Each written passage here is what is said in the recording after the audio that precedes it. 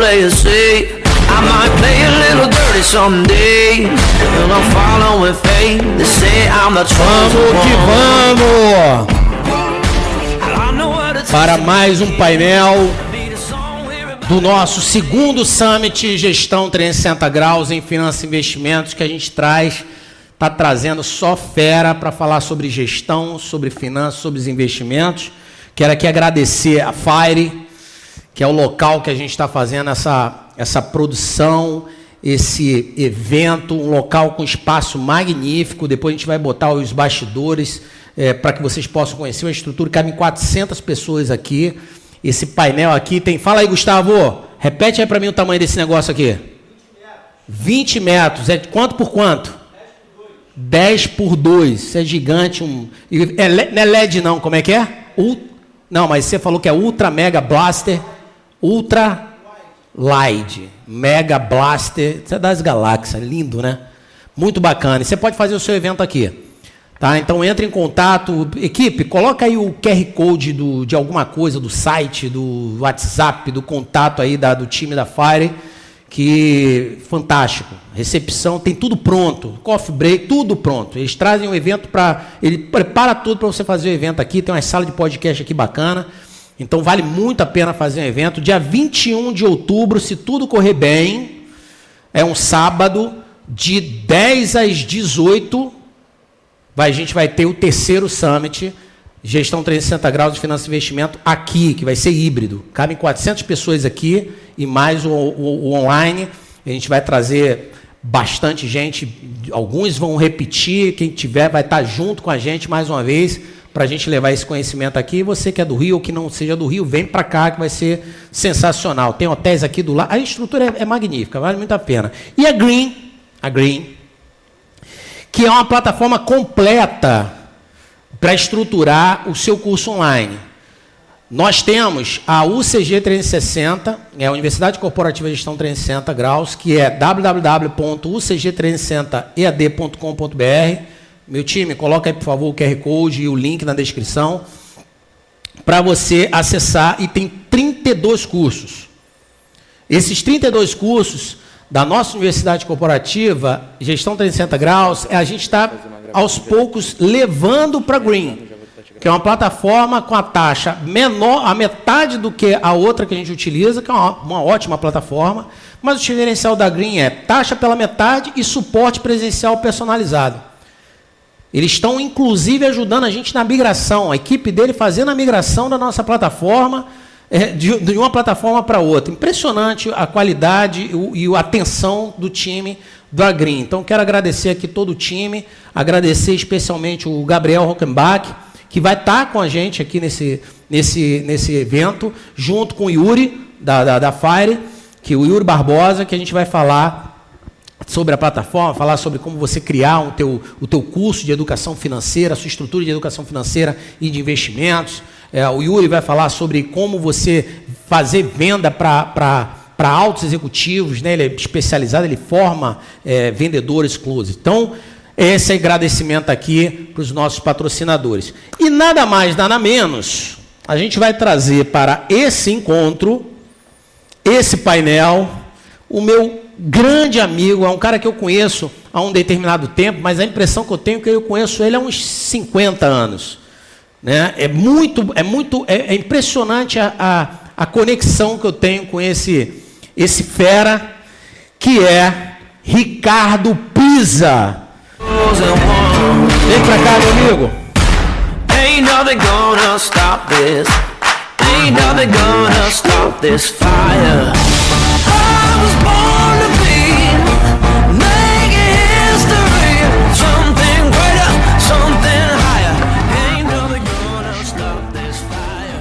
Meu amigo Ricardo Pisa, um cara que é o que eu brinco com ele, né? O nosso James Bond brasileiro. Olha a pinta do fera. Pisa, primeiro, obrigado. Prazer enorme estar dividindo esse palco contigo. Sabe que eu tenho uma admiração, um respeito pleno sobre você. E eu queria que você introduzisse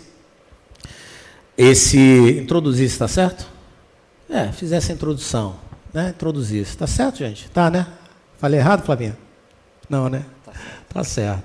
Vou trazer o Ricardo. Ricardo, conta aí a tua história empreendedora.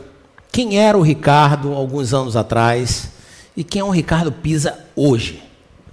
Bom, Robson, primeiro agradecer as suas palavras, que você sempre dirige a mim. É uma honra e uma alegria alguém do seu porte, do seu calibre, dirigir palavras tão confortantes para alguém que tem uma trajetória como a minha. E a honra que eu tenho de estar aqui nesse Summit, eu desejava muito participar. Coloca um pouquinho mais próximo. E eu tenho certeza que vai ser algo muito especial para quem está nos assistindo. Bom, contar a história de 22 anos de carreira, né, do começo, é um desafio. Mas eu venho contando já faz aí um tempo, então vou tentar facilitar para aproveitar melhor o nosso tempo. Eu ouvi o termo Wealth Planning, Wealth Planner, a primeira vez num carro indo para Santos. Eu ainda era estagiário do escritório de advocacia do meu pai e ele tinha um sócio, o professor Márcio Pugliese, que era reitor, tinha sido reitor da PUC, um brilhante jurista. E dentre as formações, ele tinha 5 formações. Dentre elas, a principal era no direito. Era um baita amigo. E ele não gostava de dirigir. Ele tinha uma coisa para resolver em Santos. Falou, Ricardo, vai dirigindo para mim. Para mim isso era um prazer. Você poder desfrutar de algumas horas com alguém que você admirava tanto, de forma tão pessoal, era uma dádiva. E eu sempre aproveitei essas dádivas. Bom, então descendo lá para Santos, a gente conversando e tal, a gente falando sobre carreira, e ele me disse, olha, você tem todas as características para alguém que é Wealth Planner. Mas o que é isso? E ele me explicou o que é ser um Wealth Planner, o que era Wealth Planning, que é uma atividade típica das grandes instituições financeiras, especialmente os private banks, que era o que mais se aproximava de um diplomata na vida corporativa. Eu falei, velho, é isso que eu quero fazer da minha vida. Na época, a gente está falando disso em 1999, não havia internet, essa facilidade para você pesquisar um termo. Então, fui na raça, pergunta para um, pergunta para outro, conhece um, conhece outro, viaja, faz curso, e daí eu fui montando a minha carreira. Especialmente trabalhando com a consultoria empresarial, com foco muito grande na parte jurídica, contábil e financeira. E aí a coisa se desenrolou ao longo dos últimos 22 anos. E o Ricardo Pisa hoje dedica a sua vida a ensinar pessoas profissionais que desejam trabalhar no nosso segmento, seja como Wealth Planner, seja como Wealth Advisor, ou seja como um CAM, que é o Private Banker, o Private Officer. Essa tem sido a minha jornada nos últimos tempos, aí, depois de empreender regularmente em muitos negócios, muitos dos quais você conhece, com bastante sucesso. Sensacional. Traz, por favor, equipe. Ô, Lucas, traz para mim uma caneta Bic, por favor. Vai desenhar um bigode em mim? O meu já veio aqui. Deixa eu pegar minha aguinha aqui. Que o Pisa me fez lembrar Essa aqui é a mais simples. Essa daqui. Tem até a cara da história real disso aqui. O Pisa me fez lembrar agora algumas colocações dele, quando ele fala da lembrança da palavra wealth, que quando eu ouvi a primeira vez, eu ouvi no Bank Boston. Eu trabalhei 10 anos no Bank Boston. Saudoso Bank Boston, saudoso.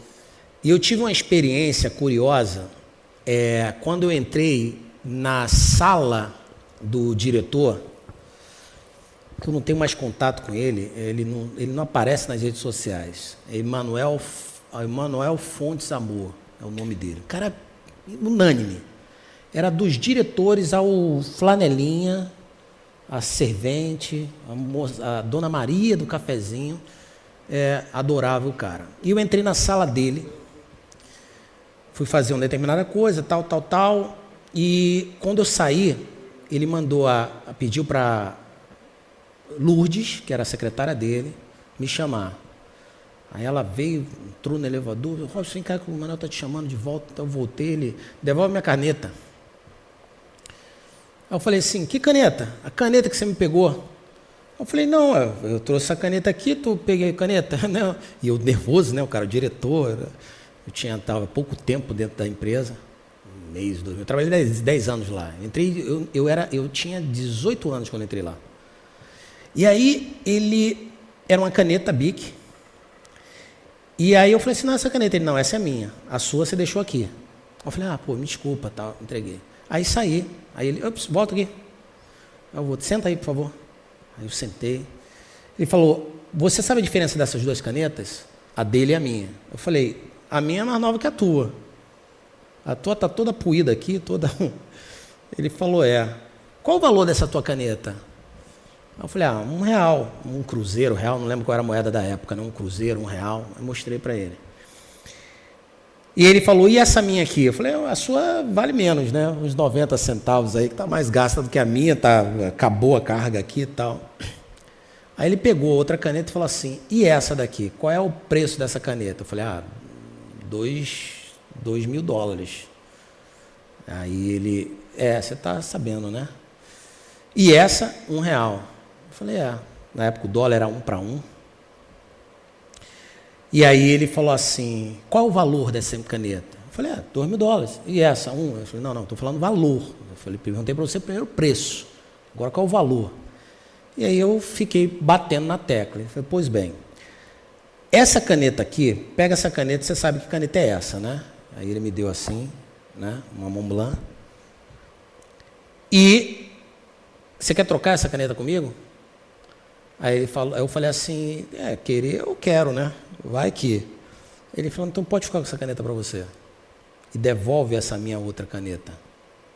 Que essa caneta, a minha mãe assinou, mandou um recadinho para mim no momento final dela, que ela não está podendo falar. E aí ele dali me ensinou a diferença de preço e valor. E essa caneta é a caneta que ele me deu. Que espetacular, que espetacular. Há tantos anos, eu estou com 50, tira aí 18 anos para 50, 22 anos atrás. É o tempo que eu comecei na carreira. Você vê o que é a questão. Então, isso aqui retrata, né, a importância de você perceber o valor, que eu acho que tem tudo a ver com o teu trabalho, né? Completamente, completamente. O preço é uma mera expressão de uma troca. O quanto vale aquela troca numa expressão monetária, né? Então, é muito simples. Valor, entram todos os sentimentos, todas as percepções, todas as possibilidades de futuro, toda a história, e tem tudo a ver com a minha profissão pelo seguinte, eu sempre brinco com a diferença entre Wealth Planning e Wealth Management, que eu tenho toda hora explicando. Wealth Management lida com os preços, lida com os investimentos líquidos, com a gestão de tudo que é líquido, né? E líquido do ponto de vista econômico-financeiro, incluindo imóveis, por exemplo. Wealth Planning, ele trabalha com os valores. Como transferir o legado que você vem criando na sua vida para as gerações futuras. A minha pergunta não é quanto é que você quer ter de rentabilidade. O que eu te pergunto é, como é que você quer ser lembrado daqui a 100 anos? Qual o legado? São coisas muito distintas. Então eu lido com famílias, com pessoas que possuem um legado e que desejam deixar esse legado, transferir esse legado para o futuro. Eu faço um encontro entre o passado e o futuro. Então, o futuro será com tal e tal e tal tecnologia. Não se esqueça, a grana ainda está com outra geração. Você precisa convencer aquela geração que detém o capital de que vale a pena. Não, o dinheiro está com toda a tecnologia. Deixa eu te contar uma coisa. Os proprietários das atividades que são donas dessa tecnologia, todos estão acima de 70 anos de idade.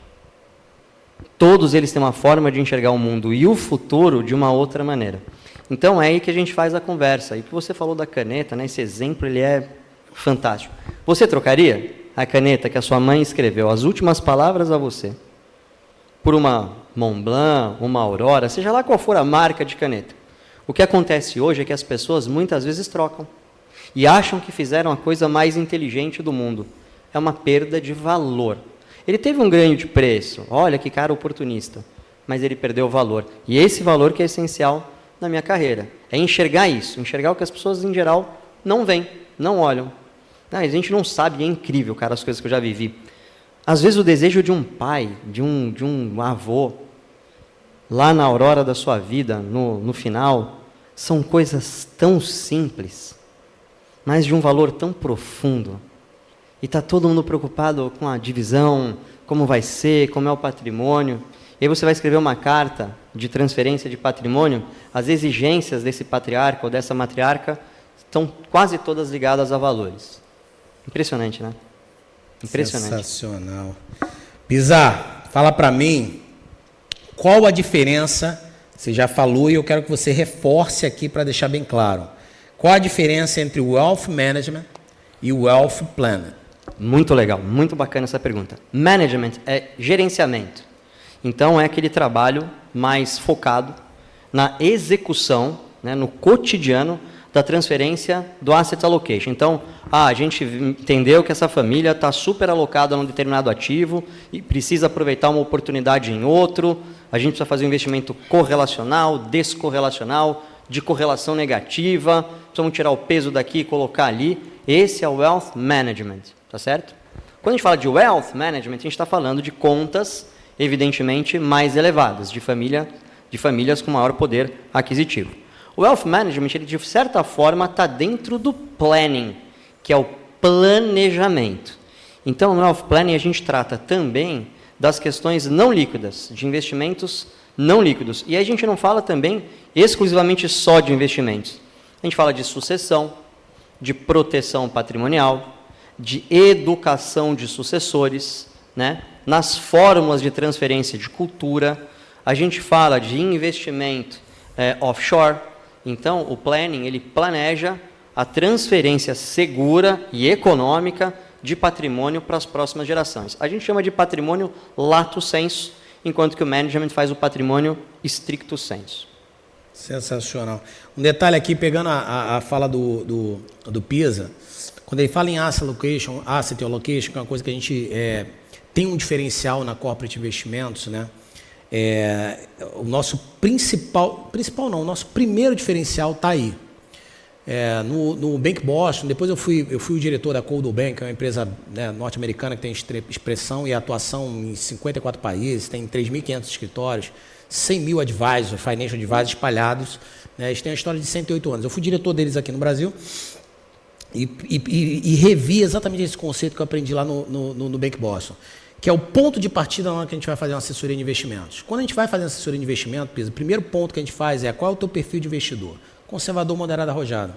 A partir dali, a gente faz o asset allocation especificamente do recurso financeiro dele, com a seguinte divisão. Se ele for conservador, a gente coloca no máximo 10% em ações, 30% em fundos e 60% em renda fixa, distribuído em carteira.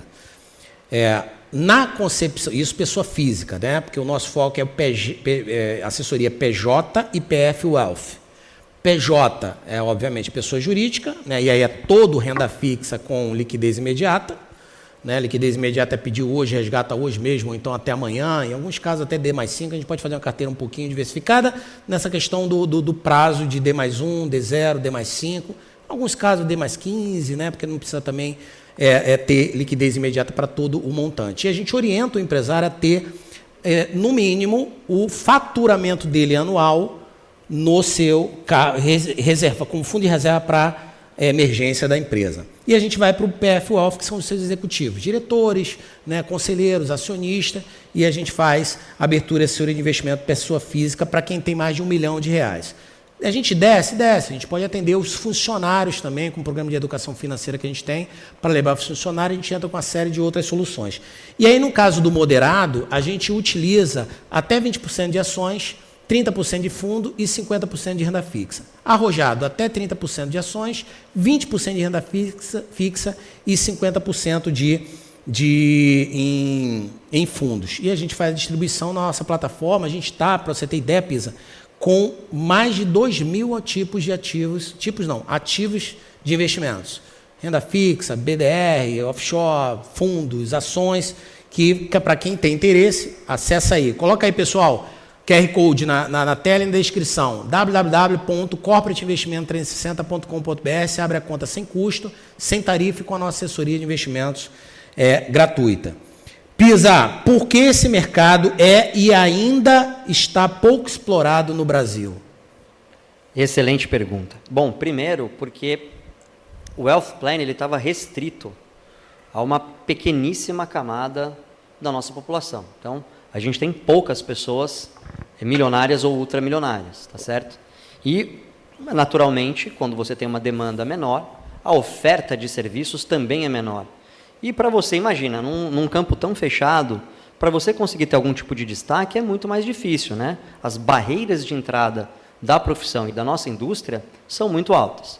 Então, por essa razão, no Brasil, e acho que quase em todo o mundo, a gente tem poucos profissionais trabalhando. Mas o que acontece é que a gente vai passar pela maior transferência patrimonial da história da humanidade. São trilhões de dólares que serão transferidos para a próxima geração. E a coisa é muito simples. A gente teve, no final do século XIX, começo do século XX, a constituição da riqueza que a gente vê hoje. A maior parte das grandes fortunas vem desse período. Depois a gente teve a Segunda Guerra, né? E a Segunda Guerra fez uma primeira transferência de riqueza. Ainda não era tão grande, né? E era bastante limitada. Então, os filhos que assumiram, né, segunda geração, às vezes a terceira, mas em especial a segunda geração, que assumiu ali no pós-Segunda Guerra, vieram trazendo essa fortuna até hoje. E se alguns deles morreram, transferiram para filhos já muito mais velhos. Quer um exemplo? Vamos dar uma olhada na monarquia inglesa. Quanto tempo a Rainha Elizabeth ficou no poder? Sendo a matriarca daquele patrimônio todo.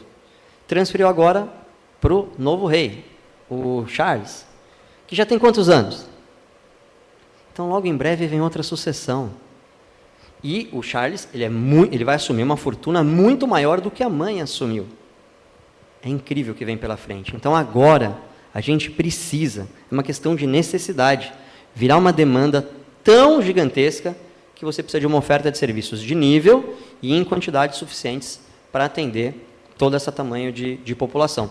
Imagina os milionários que moram ao lado, né, os millionaires next doors, quantas fortunas de 10, 20 milhões se formaram nos últimos 30 anos e que também precisam de serviços mais sofisticados. Você deu um exemplo clássico.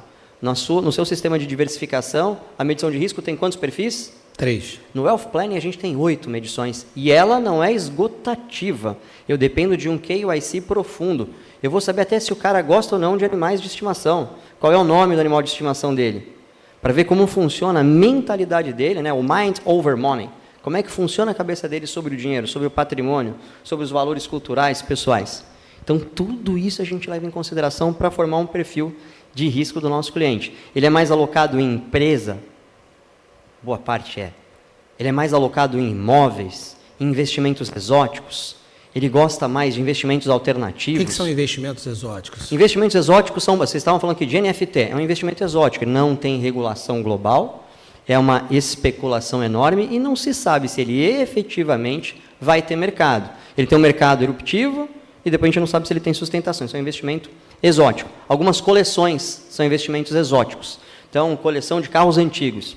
Pode ter um valor durante um determinado período, entra na moda, um monte de gente começa a colecionar aquele tipo de carro, mas depois sai essa febre, perde esse valor. Então, o investimento exótico ele tem uma volatilidade absolutamente enorme e você não sabe se essa volatilidade ela chega a zero, né? Então, isso é o investimento exótico. Criptomoeda é considerado um... Criptomoeda está numa transição entre exótico e alternativo. Então, a gente tem tentativas de regulamentação, mas o nível de segurança sobre a fruição da origem da moeda ainda é muito... ainda não está totalmente segura, né? Meus amigos que adoram cryptocurrency aqui vão querer me bater, mas é muito mais uma crença e uma fé no sistema, assim como foi a fé no sistema bancário, que se desenvolveu a partir dos anos 30. Então tem uma tendência muito forte. Eu tenho aí uma live que eu fiz, deve estar no meu canal, que eu falo da diferença entre cenário, viés e tendência. Há um certo viés, uma certa tendência da criptomoeda se transformar num investimento alternativo. Então tem que ter muita leveza com esse tipo de investimento. Não aposte todas as suas fichas nos mesmos ovos, na mesma cesta, e nem conta só com galinha, né? É bom ter outros animais também. Boa. Ó, um dado importante, me corrige se eu tiver com o dado errado ou defasado, tá, Pisa? Nós temos 52 bilionários no Brasil, 266 mil milionários, dos quais quase 10%, que são 22 mil, ainda investem em poupança, que dá um montante de 54 bilhões de reais. Hoje nós temos no Brasil quase que 1 trilhão de dinheiro investido em poupança. Fala um pouco sobre isso. E aqui eu sou um pouco polêmico, Robson, porque a poupança ela sustenta o nosso sistema de habitação. Se a gente elimina a poupança, a gente quebra o nosso sistema habitacional, que já está falhando. Eu não consigo mais dar tanto financiamento imobiliário, porque tem uma queda, uma saída da poupança. Segundo, no Wealth Planning, a poupança ela é muito importante para a educação. Então, eu educo crianças utilizando o sistema de poupança, porque eu tenho a data certinha. Caderneta de poupança. Caderneta de poupança. Eu mostro exatamente. O saving, né, de forma geral, ele predefine uma data em que você tem um compromisso sem ter uma obrigação. Então, você tem a espontaneidade de cumprir uma obrigação numa certa data. Então, a temporalidade de investimento vai entrando na cabeça de uma criança, por exemplo, a partir dos 4 anos de idade. Então, a poupança, o saving, ele é muito importante para a nossa atividade. E tem essa por questão, que não uma renda fixa? Porque não cria essa mesma funcionalidade. A renda fixa, né, ou, por exemplo, vamos usar um tesouro, vamos usar um determinado CDB, negócio. um fundo. Eu estou formando na cabeça daquela criança uma tentativa da exploração máxima da receita. E essa receita é muito pequena. Eu preciso que esse camaradinha ele olhe para negócios, para fluxos de caixa.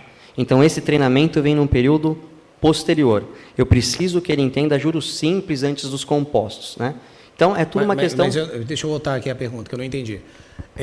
Por que você, na hora que você está educando a criança, né? E eu tive, inclusive, essa experiência. Há muito tempo atrás, a Júlia tinha exatamente 3 anos. Isso me fixou por causa de... Eu estou falando de 10, 11 anos atrás. Um diretor da Unimed me pediu para dar uma educação financeira para os filhos dos funcionários da Unimed.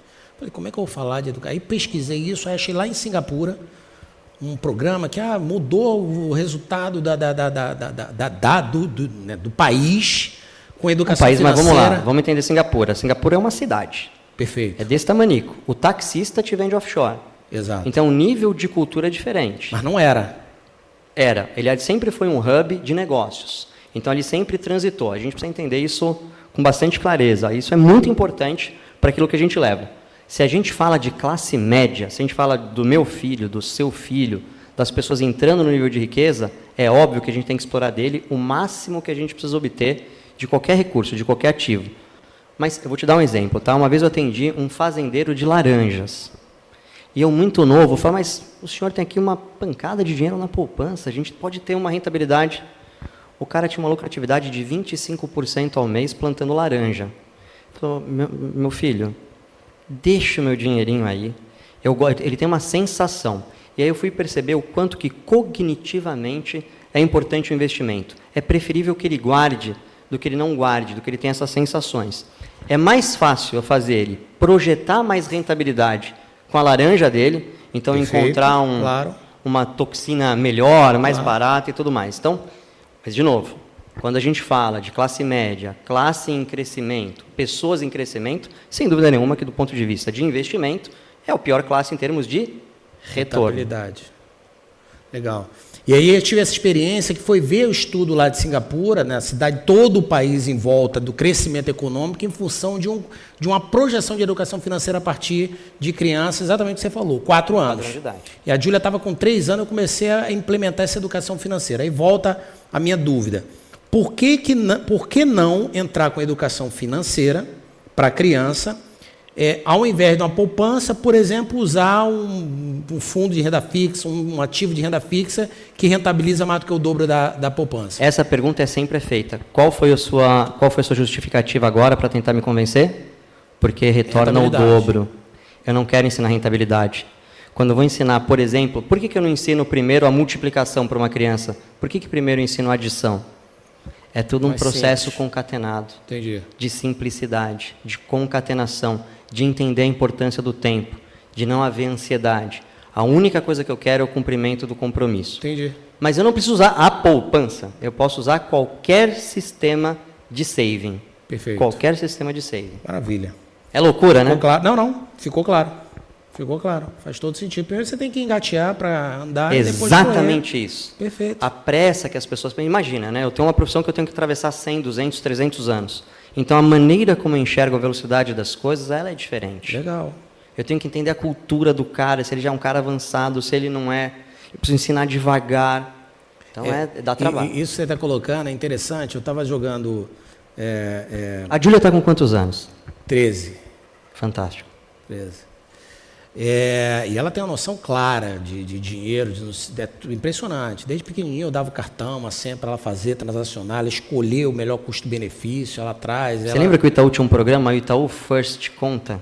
Com 15 anos de idade, o Itaú permitia que você tivesse uma conta corrente com a supervisão dos seus pais a partir dos 15 anos de idade. Perfeito. Incrível, né, o programa? Acho que hoje não tem mais. Eu abri a conta da Júlia quando ela nasceu. 2, 3 meses eu abri a continha dela de investimento, poupança, porque você não consegue aplicar direto.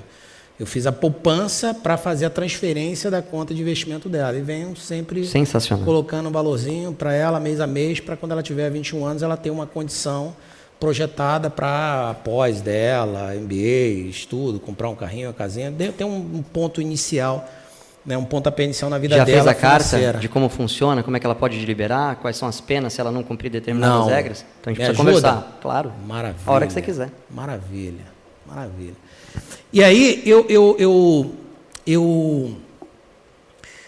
tive um insight do que você está falando, tem um mês atrás, mais ou menos. Estou eu jogando golfe, e aí o cara fala, Robson, você está vendo aquele cara que está na frente da gente ali? Eu falei, tô. Cara, tu acredita que ele tem 42 milhões de reais na caderneta de poupança? Eu falei, pô, vou dar uma paulada aqui vou dar uma bolada na cabeça dele para dar abrir, né, a cabeça dele no bom sentido da palavra. Mas cai com o que você está falando, Ricardo, que assim, eu já me deparei com muitos empresários muito bem sucedidos, e que, por uma questão ou outra, ignorância, conservadorismo, seja lá qual for, não dá para você querer convencer ele nesse sentido. É muito difícil você fazer essa disruptura. Por quê? Porque ele está muito arraigado à questão da conservadoria, da segurança, até porque o foco dele está no business dele, não é isso? Exato, esse é o ponto. E outra, ele é provavelmente filho, né? Ele é um baby boomer. Ele é filho de alguém que viveu a Segunda Guerra, cara. O investimento mais seguro do mundo. É um baby boomer. Esse cara, ele é filho da Segunda Guerra Mundial. Ou então, ele é filho da Guerra da Coreia. Esse cara, velho, ele tem um medo dessa perda. E a poupança, na cabeça dele, é o sistema de investimento financeiro mais seguro. É muito difícil, mas tem como você trabalhar a diversificação dele. Pô, 42 milhões também na poupança? A gente não está falando de um sistema educacional, nem de um sistema pessoal. Aí a gente está bem exagerado, né? Gente, Ricardo, o papo da gente foi tão sensacional. A gente tem 5 segundos para eu falar o seguinte. Muito obrigado. Tu é sensacional. Gente, quem quiser falar com a gente, entrar em contato comigo, com o Pisa, entre em contato com o nosso chat aí, coloca o QR Code que a gente vai marcar um chat fechado, uma live fechada, com eu, Pisa, e com vocês. Um grande abraço. Abração, valeu. Vamos que vamos, próximo painel.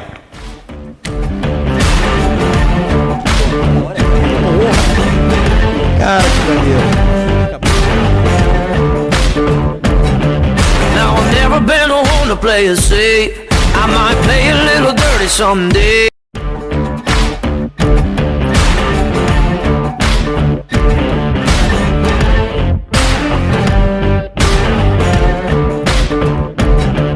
Now I've never been home to play it safe. I might play